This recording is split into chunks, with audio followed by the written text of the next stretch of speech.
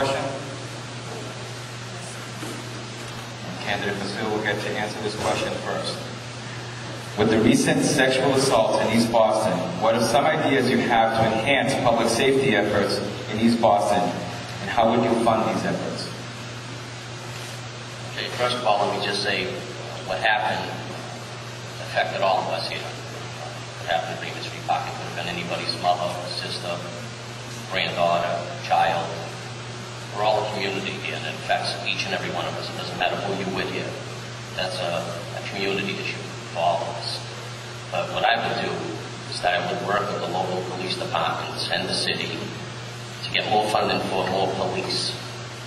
We also would work with Massport and other people to make sure that are involved with this park, that when this tragedy happened, to make sure there's panic buttons, make sure that there's cameras. We need to work as a community. We all have to work together on these issues. And that's my position on that.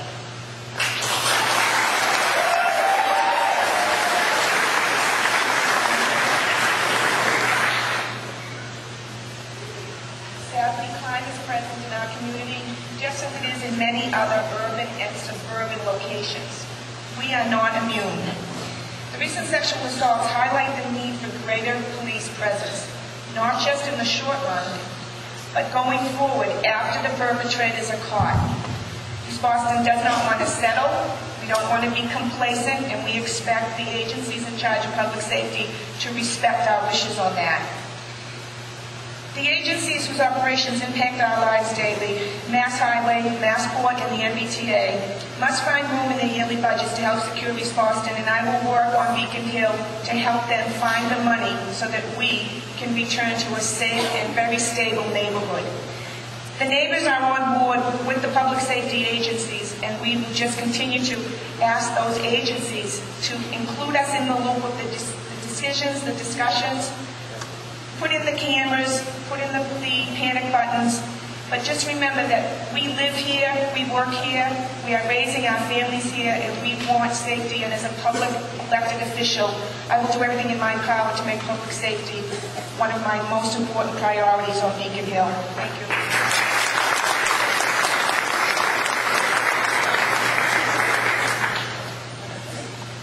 Thank you.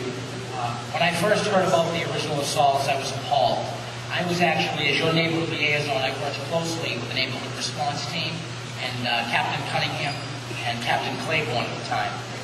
When I heard that the assaults were happening in our great neighborhood, I wrote 2 letters, one to the MBTA, Mr. Grabowski as its head, and one to the Mass Turnpike Authority, demanding them to open up their books to show where the funding went for lighting to keep our public parks safe,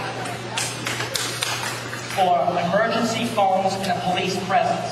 And that's what I think, as an elected leader, we need in this community. That's why I think this question is twofold. It has to do with revenue. How are you going to pay for those services continuously? That's why I support Governor Patrick's bill initiative investing in the life sciences, which will drive in new revenue that we can direct directly for education and public safety and support our police officers in the community. Thank you again.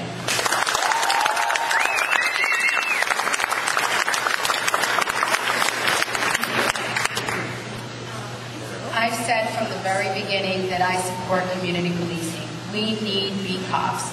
In fact,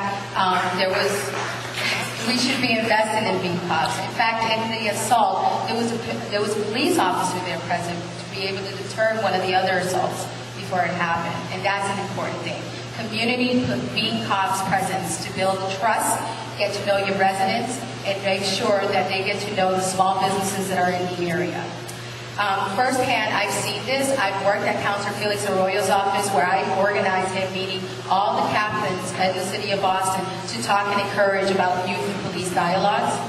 And I walked the beat. I walked the beat with Officer Hernandez and looking at how he interacted with the community and with developing that trust with the community. Being able to prevent small crimes, being able to have that presence is extremely important. How do we pay for this? That's why I support closing corporate loopholes and looking at all of our revenue streams that we bring into the state to make sure that we're able to pay for everything that we bring.